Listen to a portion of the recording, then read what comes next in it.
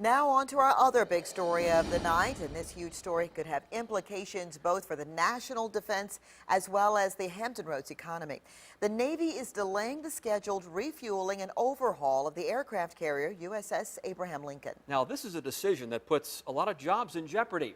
10 on your side, military reporter Art Kahn's been following this developing story since it broke late this afternoon and joins us now with another big surprise, Art.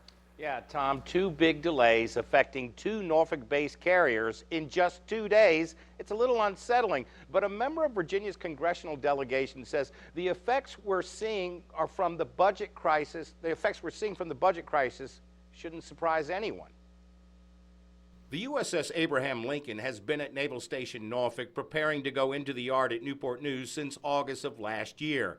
4th District Congressman and Chairman of the House Armed Services Subcommittee on Sea Power Projection Forces says Friday's announcement about the Lincoln and Wednesday's declaration to delay the deployment of the Truman should come as no surprise. These are things that should have been talked about, announcements that should have been made so that we could prepare for them months ago, Art. Speaking to me from Washington today, Congressman Forbes said the Pentagon and the Obama administration knew this would happen after cutting billions from the defense budget. And it was all held past the election, so nobody would know what was happening. That's why it's all hitting so quickly right now. It is very important to understand this debate around the sequester. In July, President Obama told 10 on your side's Andy Fox that huge cuts to defense were already planned to trim the national debt, even before the deadline for sequestration. Congress agreed that they wanted to make $1.2 trillion worth of cuts, and a big chunk of that is defense. Half of that came from the defense budget and is a matter of public record.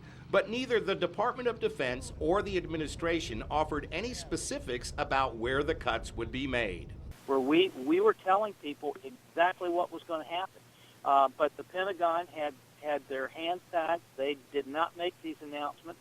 And unfortunately now we're seeing them all come, and they're going to come even faster and more furious, I believe, over the next several weeks. And now, Virginia's 3rd District Congressman Bobby Scott, also weighing in on the debate, received a statement from his office late this afternoon. He says, quote, "It's beyond absurd that we were able to find $3.9 trillion to permanently extend most of the Bush-era tax cuts in the fiscal cliff deal without also finding $1 trillion to turn off the sequester. By the way, it'll take about $3 billion for the Navy. That's the cost for overhauling the Abraham Lincoln." Art Content on your side.